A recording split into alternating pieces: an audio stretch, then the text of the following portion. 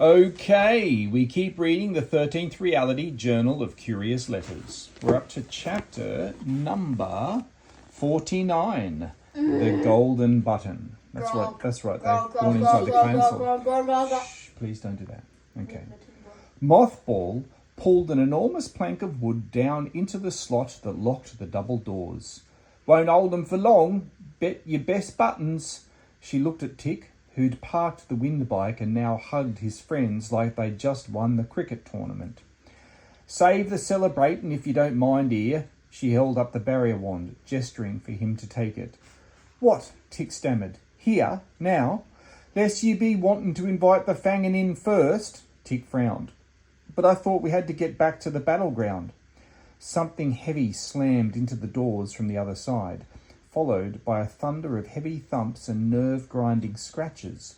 The fangin wanted in. Only if we'd be wanting Master George to grab us in a few hours, Mothball said. No time for that now. It's up to you. Without waiting for a response, she tossed the wand in Tick's direction. Tick caught the long golden rod with both hands.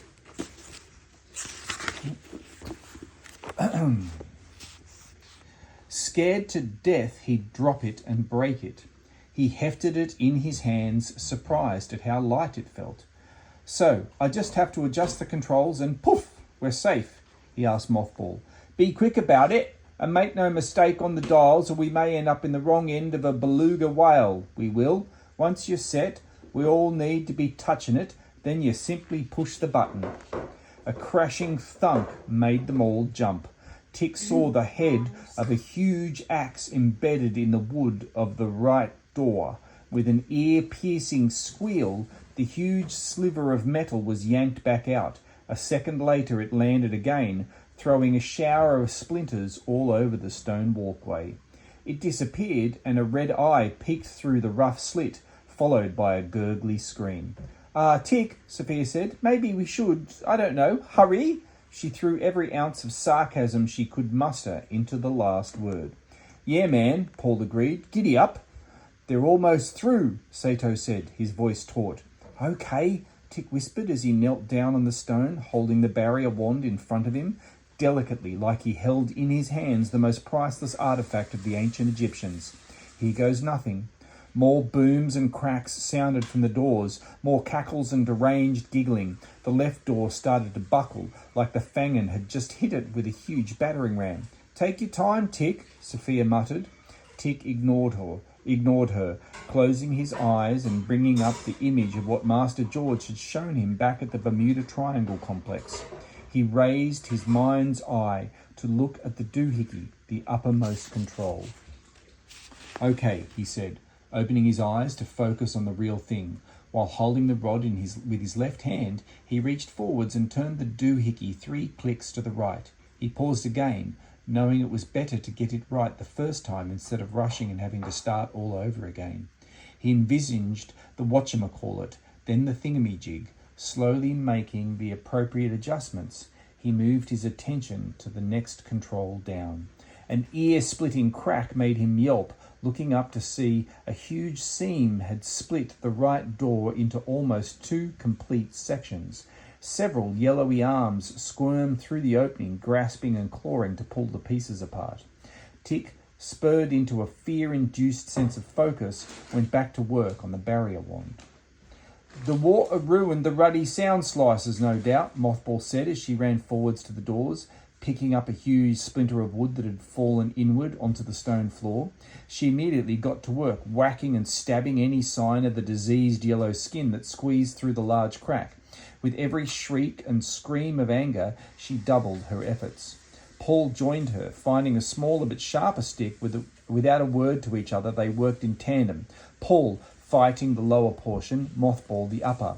They only had to buy Tick a little more time. Sophia felt rooted to the ground, screaming inside with helplessness. Sato stood beside her, frantically looking around as if trying to find something to fight. What happened out there? Sophia asked him. Sato looked at her, her eyes drained of the hatred and mistrust his eyes drained of the hatred and mistrust he'd shown back at Master George's place. "He saved my life," Sato pointed at Tick. "He did?" Sato nodded. "That's..." Sophia shrieked as something grabbed her ankle. She looked down to see a slick yellow hand gripped around her, attached to one of the fangen crawling out of the river.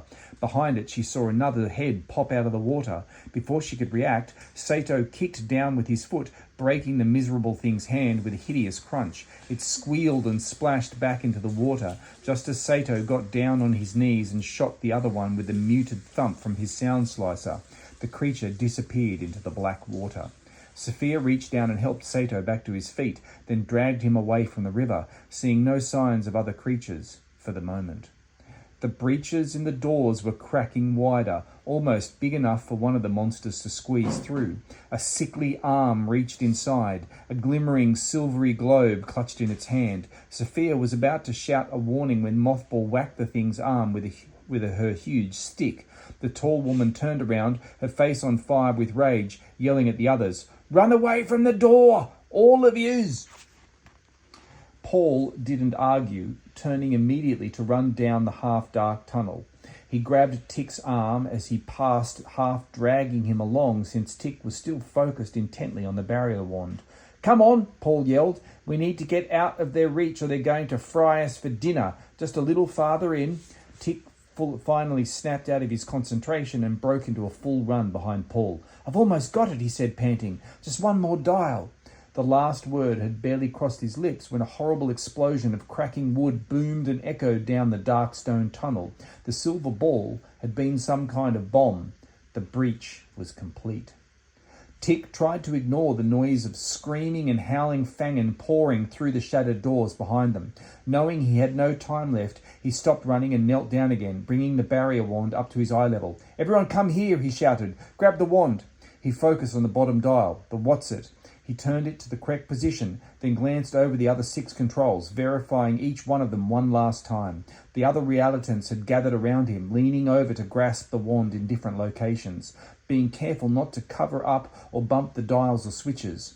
The nightmarish sounds of the onrushing fangen grew louder. Sato used his free hand to shoot with his sound slicer, keeping some of them at bay, but Tick knew it was only a matter of time. Ah.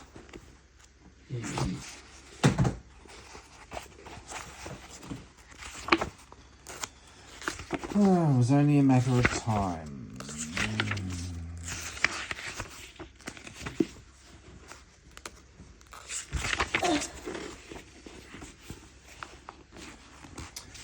"Everyone ready?" Tick shouted over the cackles and war cries of the fangen and the teeth-jolting thumps of Sato's lone weapon. "Do it," Mothball answered for everyone. "Be quick about it." Unable to prevent a smile from spreading across his face, Tick pushed the golden button on top of the barrier wand. Nothing happened. The haunting chorus of horrible sounds continued. Tick and the others were still trapped inside the lemon fortress. Tick pushed the button again, then again, jabbing his finger up and down several times. Nothing. "What's wrong, Tick?" Sophia yelled. "Dude, hurry up," Paul added. Tick ignored them, studying the controls to see if he'd made a mistake. One by one, he quickly scanned them, matching their positions with the image burned into his mind. Everything was right. He pushed the button again, with the same result. No, no, no, he thought. Not after all we just went through. You will work. You will work. Tick, Sophia yelled, swatting him on the shoulders in panic. Tick could hear the creatures coming, could feel them, focusing, funneling the surroundings out of his mind and heart. Tick gripped the barrier wand, staring at it like he could melt it with his eyes.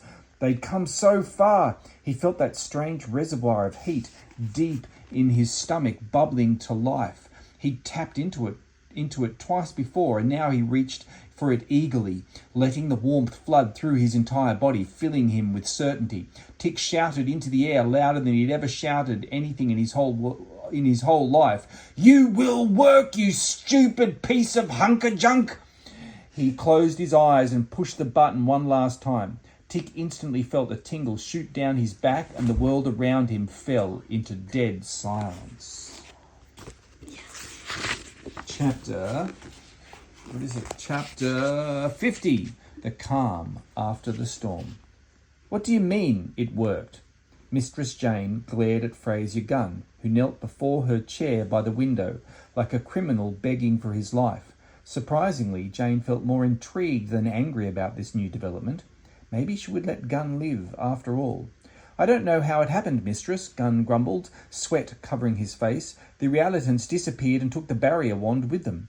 Jane reached over and lifted the cicada drive from where she'd placed it on the stone ledge of the windowsill.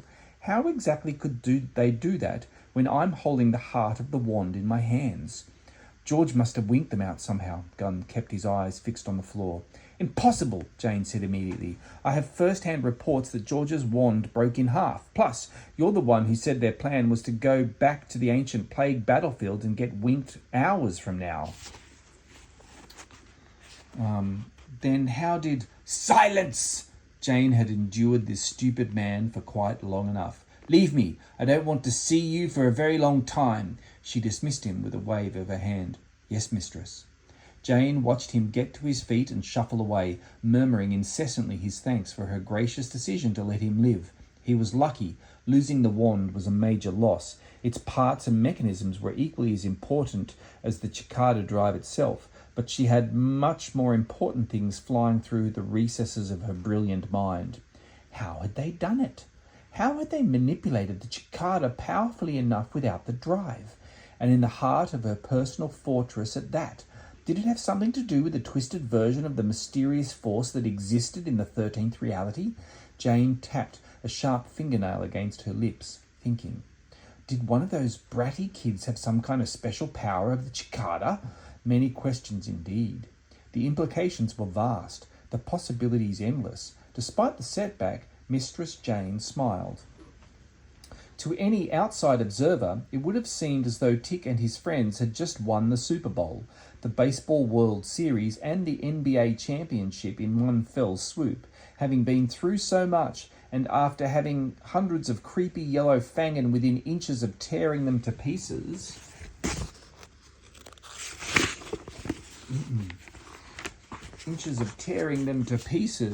and winking away to complete safety seemed reason enough to jump up and down, screaming and hugging and cheering, and then to start all over again.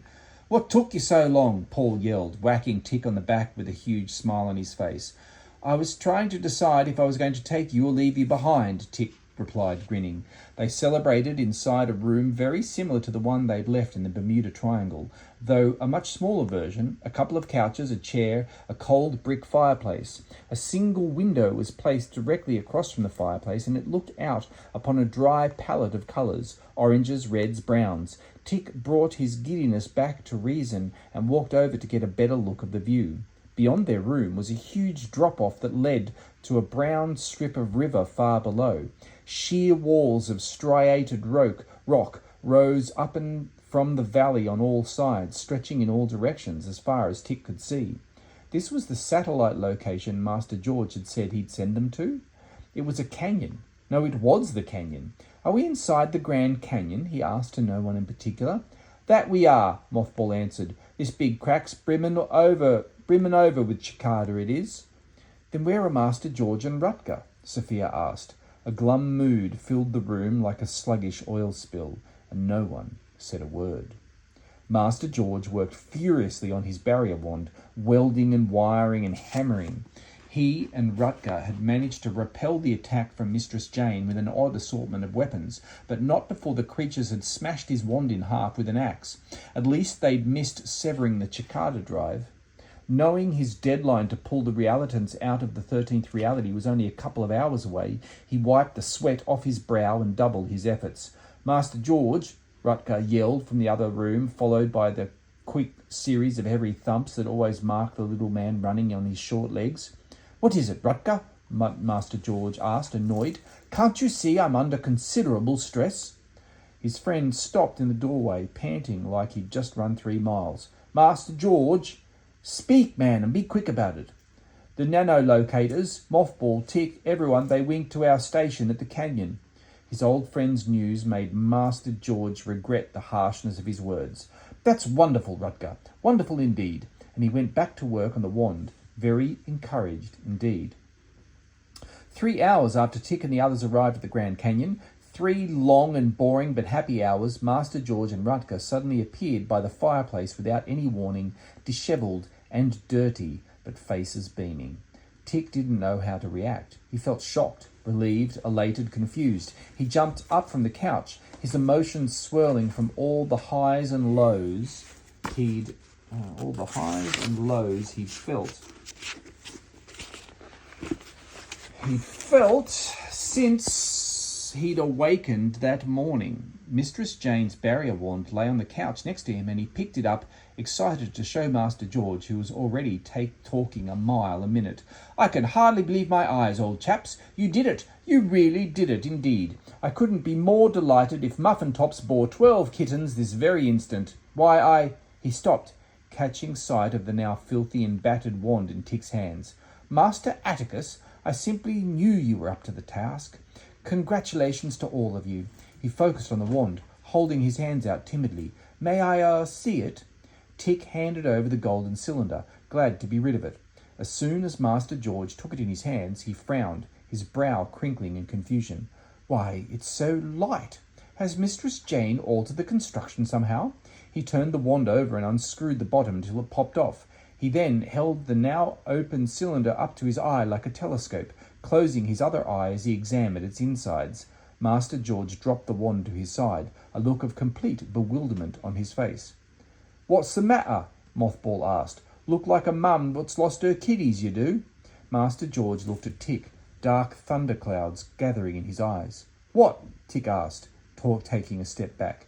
"Have you taken any piece of this wand?" Master George asked, his tone accusatory. "Huh?" Tick looked over at Sophia, then Paul. Both of them shrugged their shoulders. "No, I didn't even know you could open it up." Master George looked like he didn't believe him. "Young man, you are telling me you use this barrier wand to wink yourself and these good people to this place?" Yes, sir," Tick stammered, worried he was in serious trouble. Master George harumphed and paced around the room, mumbling to himself, throwing his arms up in frustration, as if he were in a great argument. He looked like a gorilla on a rampage. "What in the name of Reality Prime's wrong with you, Master George?" Mothball asked. Master George stopped, turning as sharply to face the group. "My dear fellow Realitants, because you are almost certainly fully fledged members now, you have all witnessed something that could very well change the realities forever. Tick, my good man, have you ever had anything remarkable happen before in your life? Something quite miraculous, if you will?" "Why, what do you mean?" Tick thought of the incident with the letter from Master George that Kayla had burned, and its magical return as though it had never happened. But he didn't want to say anything about it, feeling suddenly very embarrassed and confused. "I don't know what I mean, actually," Master George said, "but you've just done something that defies logic." "What are you talking about?" Paul asked. "What did Tick do?" Master George held up the barrier wand for everyone to look at. "This wand is missing its cicada drive." He paused, waiting for a response, as if he'd just revealed a fairy cake recipe stolen from the fairies themselves, but only Mothball and Rutger reacted, exchanging a startled glance with each other before turning to stare at Tick. "Good people, this thing is completely useless without the drive. It cannot work without the drive. Better off using a turnip to wink between realities." Tick was stunned, his mind on the cusp of realizing what had happened, but resisting its huge implications. "Then how did Tick make it work?" Sophia asked. "I have no idea. All I know is that the only way he could have winked here is by a deliberate control of the cicada, the likes of which I've never seen in my life." Master George walked over to Tick, put a hand on his shoulder. "You, sir, are a walking enigma. This changes everything."